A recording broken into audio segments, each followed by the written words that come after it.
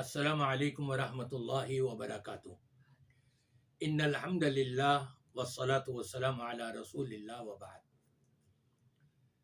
شعبان کا مہینہ چل رہا ہے اور 15 شعبان آنے والی ہے، جس کو عام طور پر لوگ اسلامی نام تو ان کو یاد نہیں رہتا، لیکن اپنے طور پہ رکھے گئے نام جو ایک رسم و رواج کے طور پر ان کو حاصل ہوتے ہیں، اس نام سے وہ یاد بھی کرتے ہیں اور اسی روز وہ کام بھی کر جاتے ہیں جو قرآن اور سنت سے ثابت نہیں ہے۔ عام طور پہ لوگ اس کو شب برات کہتے ہیں، اور پھر یہاں تک لوگوں نے مشہور کیا ہوا ہے کہ دن کا روزہ اور رات کا قیام کسی بھی صحیح حدیث کے اندر یہ موجود نہیں ہے۔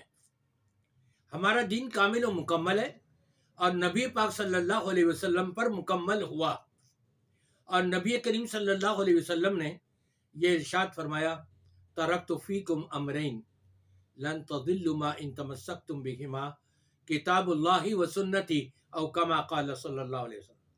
میں تمہیں دو چیزیں دے کر کے جا رہا ہوں، تم جب تک ان دونوں کو مضبوطی سے تھامے رہو گے، یعنی عملی طور پر اپنائے رکھو گے، اختیار کیے رکھو گے، ہرگز گمراہ نہیں ہوگے۔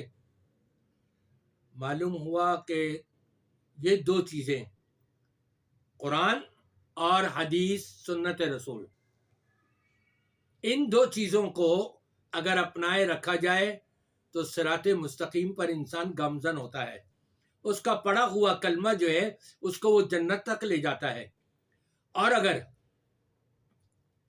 صراط مستقیم سے ہٹ گئے، یہ دونوں چیزیں چھوڑ دی، قرآن کو نہیں دیکھا، نبی کی سنت حدیث کو، تعلیمات کو نہیں دیکھا، اور رسم و رواج کے طور پر بابا و اجداد سے، خاندانوں سے چلی آ رہی رسمیں اسی کے اوپر توجہ رہی اور عمل رہا، تو یہ جہنم کی طرف لے جانے والا راستہ ہے، یہ شیاطین کا راستہ ہے۔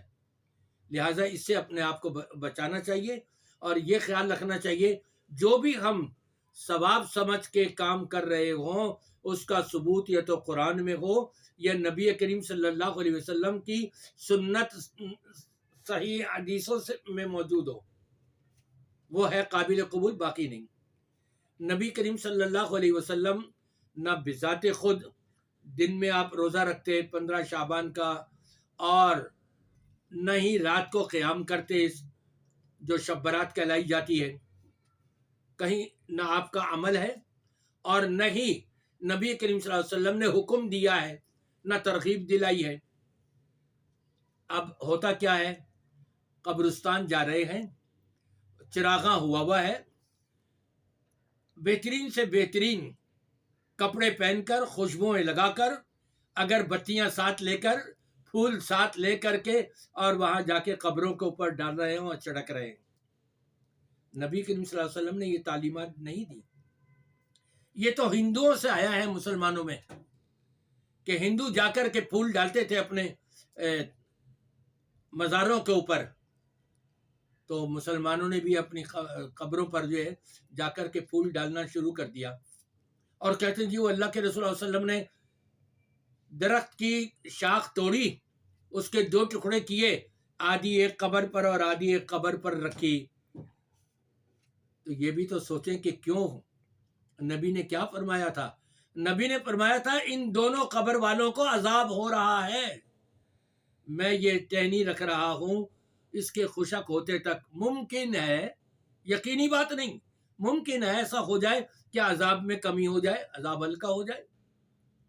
یا تو پہلے آپ یہ کہیے جن کے قبروں پر آپ پھول ڈال رہے ہیں کہ ان کو عذاب ہو رہا ہے، جب تک یہ پھول مرجھا نہیں جاتے ہو سکتا ہے اس وقت تک ان میں عذاب میں کمی ہو جائے، یا تو یہ دعویٰ کیجئے، اور جب یہ دعویٰ نہیں کر سکتے تو یہ عمل بھی نہیں کر سکتے۔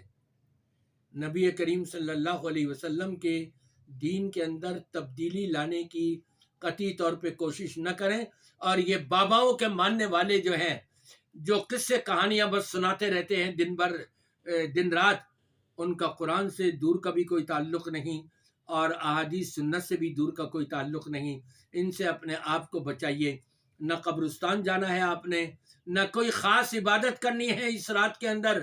نبی کریم صلی اللہ علیہ وسلم سے کوئی خاص عبادت ثابت نہیں ہے. وہاں تو ہر رات کو آواز دی جاتی ہے، الا من مستغفر فاغفر له، الا مبتلا فعافیہ. وہ تو ہر رات کو آواز دی جاتی ہے اللہ کی طرف سے. ہے کوئی پریشان حال جو مجھے پکارے میں اس کی پریشانی کو دور کر دوں.